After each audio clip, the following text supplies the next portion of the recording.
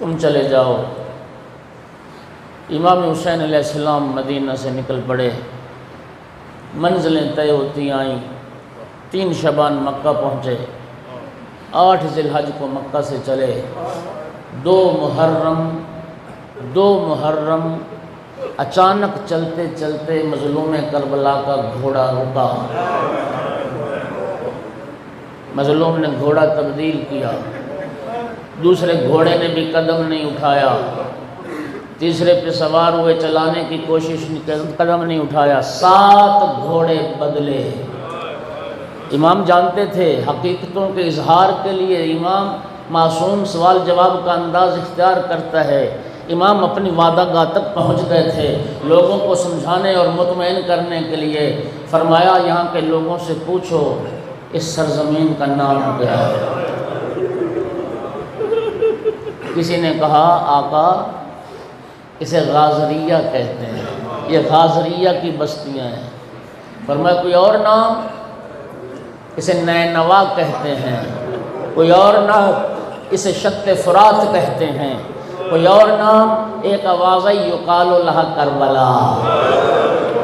آقا اس زمین کو کربلا، فرمایا واللہ ھذی ارض کرب و بلا، بخدا یہ کرب و بلا کی سرزمین ہے، یہ کرب و بلا کی سرزمین ہے۔ فرمایا واللہ ہا ہنا مناخ رقابنا، یہیں پر ہماری سواریاں اتریں گی، ومحط رحالنا، اسی زمین پر ہمارے خیمے لگیں گے۔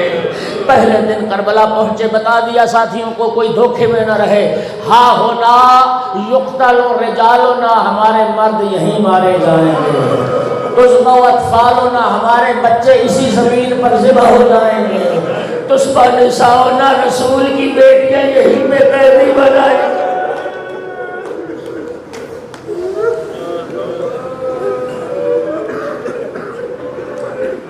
60,000 درہم میں، 60,000 درہم میں، اس وقت جنگل تھا، اس وقت تو بند تھا۔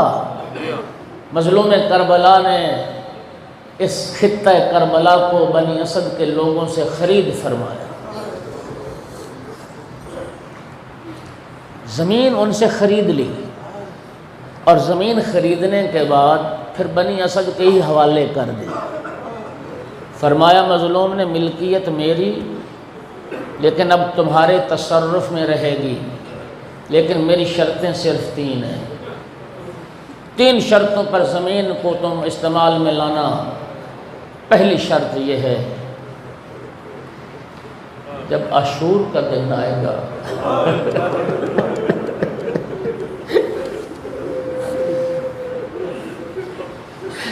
ہمارے مرد سب مارے جائیں، اے بنی اسد کے لوگوں صرف اتنا احسان کرنا، ہماری لاشوں کو دفنا ہے، ہمارے بے گوروں کو لاش، مردوں کو وصیت کی، پھر بنی اسد کی عورتوں کو بلایا، اگر حکومت وقت کے خوف سے تمہارے مرد ہمیں دفن نہ کریں، پانی بھرنے کے بہانے آ جانا، ہماری لاشوں کو دفنا۔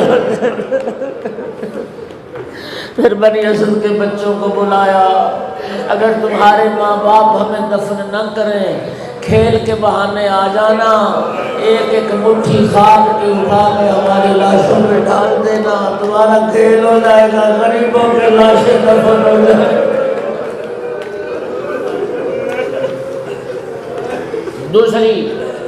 دوسری شرط، یہ زمین تمہارے تصرف میں رہے گی، میری قبر بن جائے گی، پوری دنیا سے پھر زائر آئیں گے میری قبر کی زیارت کے لیے۔ میری شرط صرف اتنی ہے، کوئی میرا زائر میری قبر کا پوچھے تو میرے زائر کا ہاتھ پکڑ کے میری قبر پہ جائے،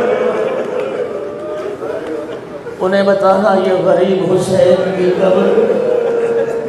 اور میری تیسری وصیت اور میری تیسری شرط یہ ہے، جب بھی میرا کوئی زائر آئے اسے 3 دن مہمان رکھنا، میرے زائر کو 3 دن۔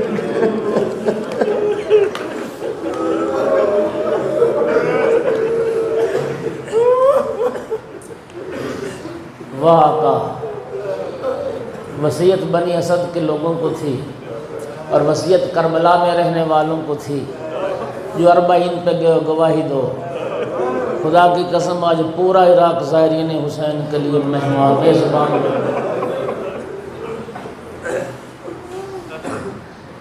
کربلا پہنچنے کے بعد مظلوم کربلا نے 3 خطوط لکھے، ایک خط اہل کوفہ کو لکھا، ایک خط اہل بصرہ کو لکھا، ایک خط اپنے جد کے صحابی، اپنے بچپنے کے دوست حبیب ابن مظاہر کو لکھا۔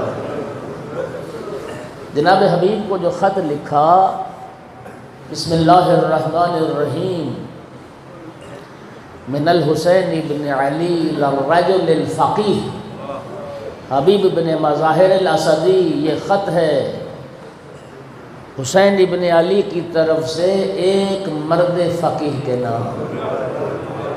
وہ حبیب تیری عظمت کو سلام، جسے وقت کا امام رجل فقیہ کے لقب سے یاد کرے۔ اللہ اکبر۔ میں نے کئی دفعہ نوٹ کیا، جو حضرات کربلا گئے ہو جی، باقی گنج شہیداں سارے شہید اجتماعی قبر میں دفن ہیں، جناب حبیب کی الگ قبر ہے۔ وہاں عراق کے ظاہر آتے ہیں نا تو آ کے یوں زیارت پڑھتے ہیں، السلام علیکہ یا حبیب رسول اللہ، السلام علیکہ یا حبیب فاطمہ الزہرا، السلام علیکہ یا حبیب الحسین۔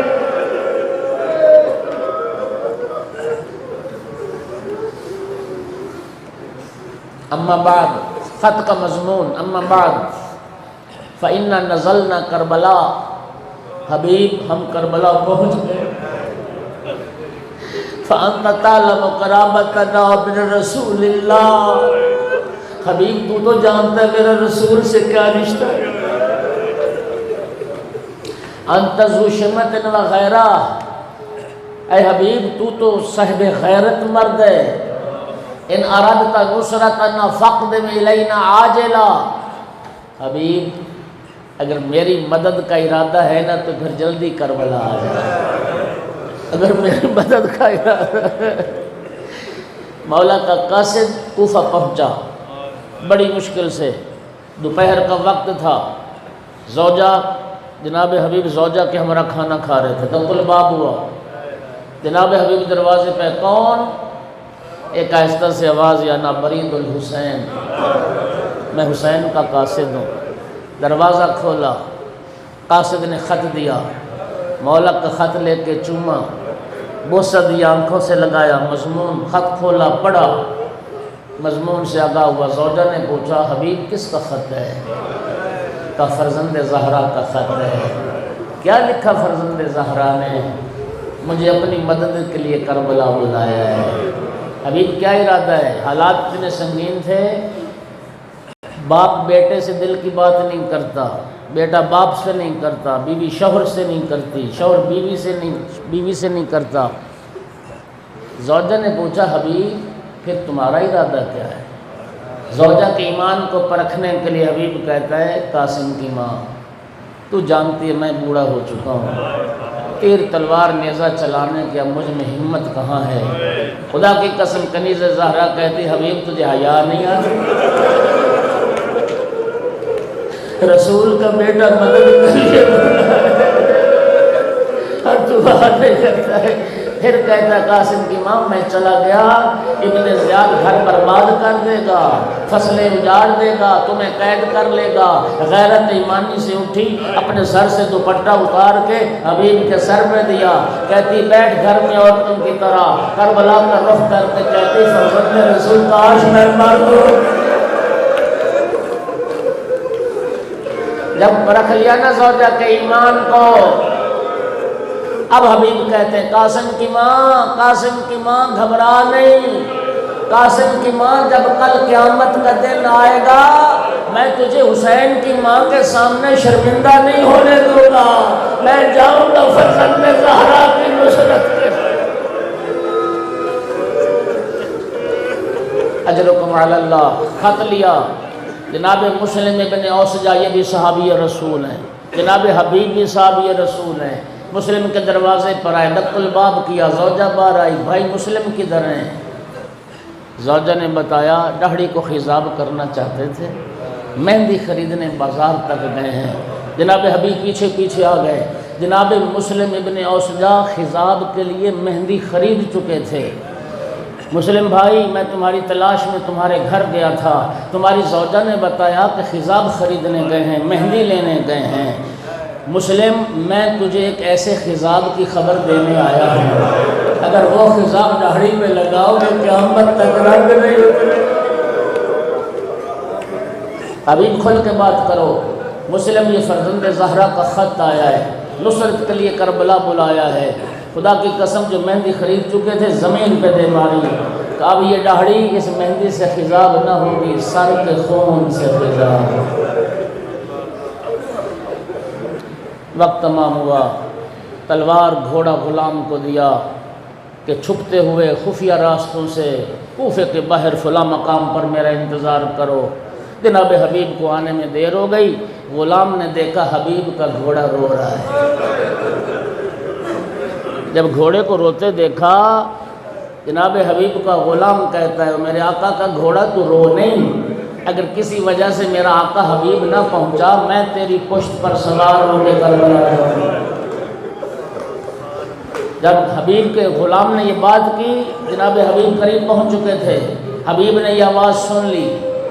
جب سنی نا یہ آواز، کربلا کی طرف رخ کر کے کہتے فرزند زہرا تو اتنا غریب ہو گیا ہے، کنیز زادے تیری نصرت کے لیے بے چین نظر آتے ہیں، جانور تیری غربت میں آنسو بہا۔ گھوڑے پہ سوار ہوئے، فرمایا غلام سے جا میں نے راہ خدا میں آزاد کیا۔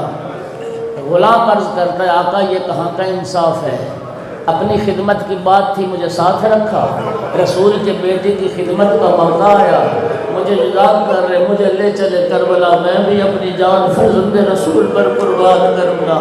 6 محرم کو حبیب کربلا پہنچے، امام حسین علیہ السلام کے لشکر اور ساتھیوں نے خوشی کی لہر دوڑ گئی، مرحبا مرحبا کی آوازیں آئیں، نعرہ تکبیر بلند ہوا۔